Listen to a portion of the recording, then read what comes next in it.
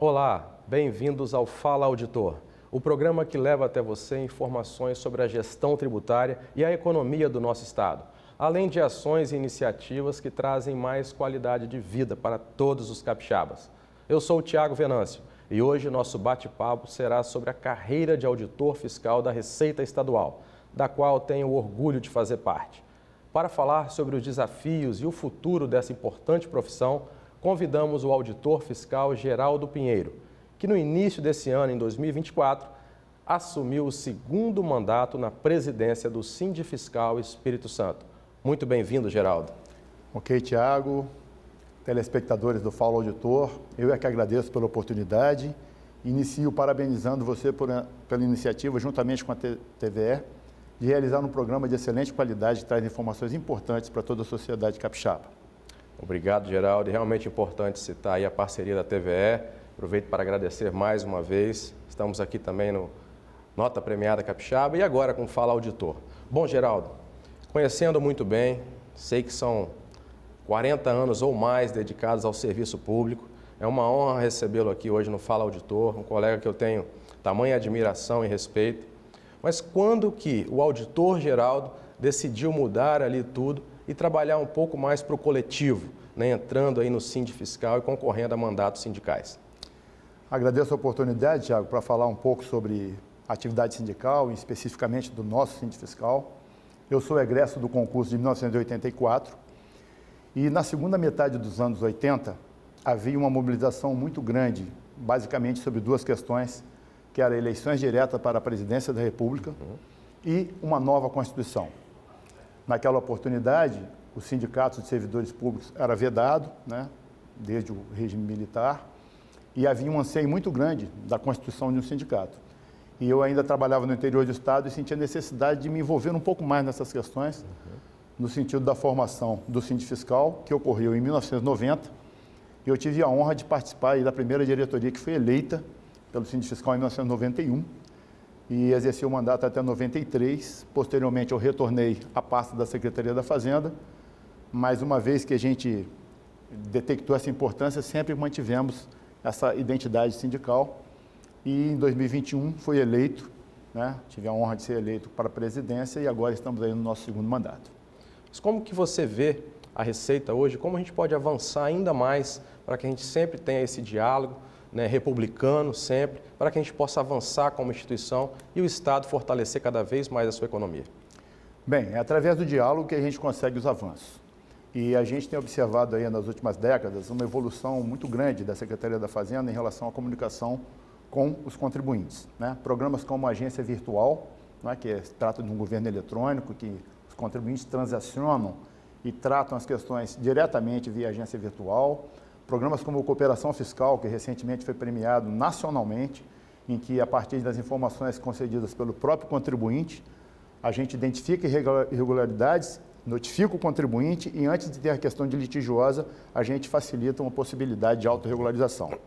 Você também sabe muito bem do projeto da Nota Fiscal Premiada Capixaba, que é uma forma de a gente estimular a cidadania fiscal e demonstrar a importância da emissão de documento fiscal, não só para o Estado, mas também para os municípios. Também temos algumas atividades como avanços na relação com o contribuinte, como atendimento online nas nossas agências. Temos tido também, já há 2 décadas pelo menos, uma discussão através do GTFAS, em que técnicos dos segmentos da iniciativa privada sentam com técnicos da Secretaria da Fazenda no sentido de propor soluções para aprimoramento da legislação tributária. Bom, no Sindifiscal também nós temos feito algumas atividades importantes, né? Começamos agora um programa Fisco Descomplica, né? Em que a gente identifica um determinado tema de interesse dos contribuintes e a gente detalha o procedimento, como é que deve ser feito o recolhimento, a forma de emissão de documentos fiscais. Também estamos com o Pod Fiscal, que é um podcast do Sindifiscal, em que a gente traz temas importantes e relevantes para a Secretaria da Fazenda e para a sociedade capixaba, como a própria reforma tributária, que foi o nosso primeiro lançamento do podcast, depois a lei orgânica da administração tributária, e também temos a questão das perguntas e respostas, que também um determinado tema é identificado e a gente coloca as principais questões que os contribuintes levantam para poder dar orientação. Complementando ainda, finalmente, o próprio programa Fala Auditor, né? Eu acho que é uma grande oportunidade para estar falando não apenas do trabalho dos auditores fiscais, mas esse programa a gente observa que tem tratado de questões fundamentais da economia, da política, do desenvolvimento econômico, e é uma forma muito importante de comunicação. Com a sua experiência, Geraldo, quais habilidades essenciais um auditor, nomeamos agora recentemente 43 novos auditores, quais habilidades essenciais esses profissionais têm para executar um bom trabalho na administração tributária? Bom, de fato, Tiago, nas últimas 4 décadas houve uma alteração radical na forma de atuação do fisco. Eu sou de um tempo em que era caracterizado pela atividade presencial, distribuída geograficamente por todo o estado do Espírito Santo, e atividade de risco, com condições precárias de trabalho. E hoje, com o advento das novas tecnologias, através da nota fiscal eletrônica, através da escrituração fiscal contábil, através da escrituração fiscal digital, através do cerco inteligente, a gente consegue fazer controles do contribuinte à distância. Hoje, o concurso para auditor fiscal é um concurso extremamente complexo, concorrido, né? Muita disputa, e o quadro que ingressa, ele tem muita qualidade técnica, né? E a Secretaria da Fazenda é um universo de conhecimento. Na área de fiscalização, por exemplo, os auditores fiscais têm que ter conhecimento da siderurgia, da área agrícola, de petróleo, de transporte, enfim. É uma gama de conhecimento multidisciplinar, rochas ornamentais, enfim, as atividades econômicas preponderantes que exigem qualificação das mais diversas áreas do conhecimento. Então, as pessoas que ingressam através do concurso já são extremamente qualificadas, mas a minha recomendação é que os auditores fiscais tenham sempre uma presença de espírito público. O fruto do resultado do trabalho de um auditor fiscal, que é a arrecadação, tem uma destinação e um fim público. Portanto, o que é fundamental é que o auditor fiscal exerça a sua atividade com competência, com zelo, dedicação e probidade. Bom, Geraldo, pegando um gancho sobre tudo que você falou até agora, né, eu gostaria de falar um pouco sobre a carreira do auditor fiscal, né, sobre a valorização. Tivemos agora, em abril, a nomeação de 34 auditores. Né, tomaram posse agora 34 auditores. Em 2022, 50 auditores tomaram posse. Como que você vê a carreira do auditor fiscal atualmente? Se você entende que a carreira está sendo valorizada aqui no Espírito Santo e como podemos seguir avançando? Bom, Tiago, é sempre fundamental a renovação de quadros. As instituições públicas são orgânicas e, periodicamente, você tem que ter um acesso de um novo capital intelectual chegando na instituição. Infelizmente, até 2016, a gente fazia concursos públicos na Secretaria da Fazenda e a gente tinha elevado índice de evasão. Isso porque outras unidades da federação tinham um nível de remuneração mais elevado do que o Espírito Santo e a gente não conseguia reter os quadros. Então, o concurso público era feito, selecionava os melhores e, com pouco tempo, havia um gasto público com relação a treinamento e a gente perdia essa mão de obra. Felizmente, a partir de 2022, a gente observa uma inflexão nessa curva e dos 50 que foram nomeados em 2022, apenas 3 naquela oportunidade desistiram. E é justamente por esse motivo que o Síndico Fiscal atua no sentido de ter reconhecimento financeiro e dignidade de remuneração aos auditores fiscais da Receita Estadual, nos mesmos moldes e parâmetros das outras unidades da federação, justamente para evitar que a gente tenha essa perda e a sociedade capixaba possa reter esses talentos a fim de que possam exercer essa atividade que é fundamental e essencial ao funcionamento do Estado. Muito bom, Geraldo. Essa retenção realmente é muito importante, né? Porque a gente faz um treinamento, né? Ali há um investimento de recurso público. Então, muito importante que a gente tenha uma carreira sempre valorizada, né? Para que a gente não possa continuar perdendo, né, talentos aí para outros estados. Parabéns pelo trabalho, que tem papel determinante para que esses avanços pudessem ter ocorrido aí, que a gente possa seguir dessa forma.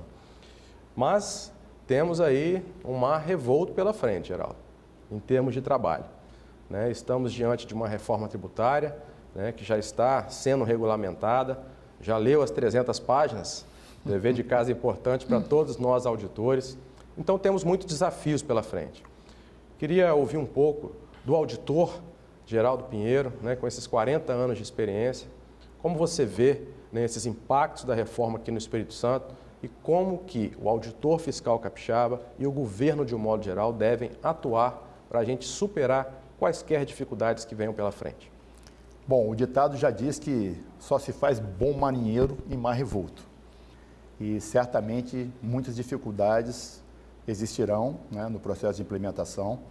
A reforma tributária, os estudos demonstram que o Estado do Espírito Santo vai ter perdas de arrecadação, mas houve um consenso nacional sobre a necessidade de implementação da reforma, que traz a simplificação, traz uma tributação mais equânime, mais justa.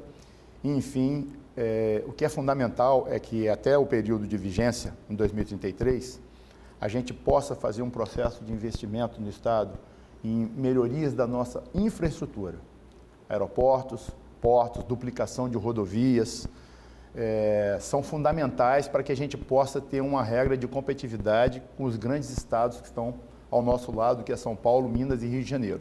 São estados que têm estruturas mais eficientes, né, mais antigas que as nossas, e eles têm um poder político mais elevado.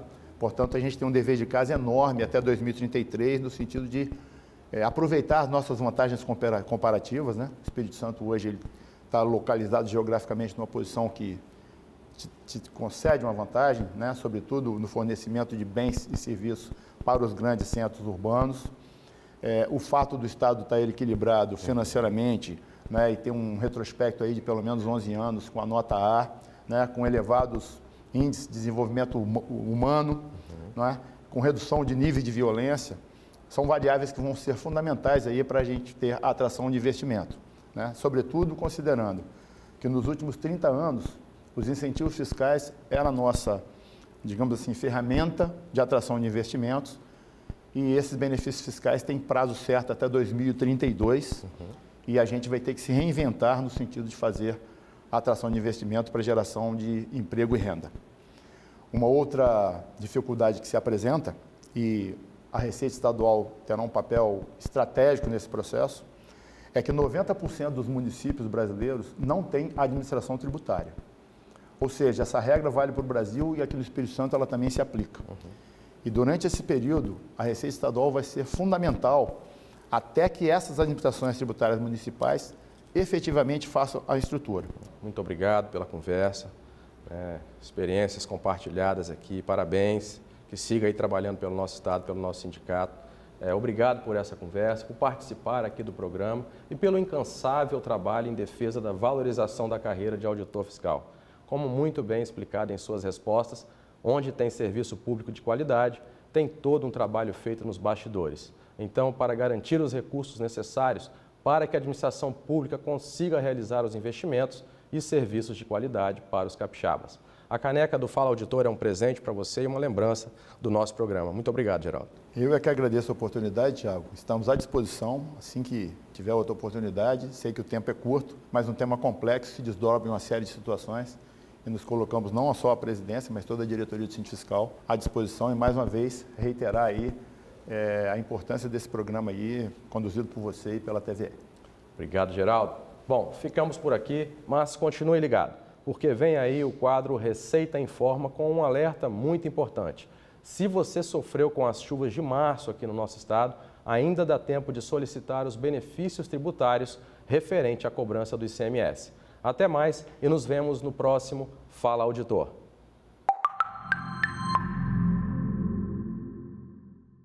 Isso mesmo, Tiago. Os contribuintes de municípios que decretaram situação de emergência ou estado de calamidade pública podem prorrogar por até 180 dias o pagamento do ICMS referente aos meses de março, abril e maio, ou solicitar o parcelamento dos valores devidos em até 6 vezes sem juros e multas. Mas atenção, hein? A data limite para solicitação é dia 30 de junho, então cuidado para não perder o prazo. Para ter direito ao benefício, é preciso apresentar na agência da Receita Estadual da sua circunscrição o requerimento preenchido, além de laudo técnico fornecido pelo Corpo de Bombeiros por meio do órgão de Defesa Civil Estadual. Também é necessário lavrar termo circunstanciado no livro-registro de utilização de documentos fiscais e termos de ocorrência. O modelo do requerimento está disponível no site da Secretaria da Fazenda em cefaz.es.gov.br, assim como as orientações detalhadas sobre o procedimento. Mas se ainda assim tiver dúvidas, é só acessar o Fale Conosco da Receita Estadual. Para mais dicas, acompanhe o Fale Auditor, sempre às terças-feiras aqui na TVE. Tchau, tchau!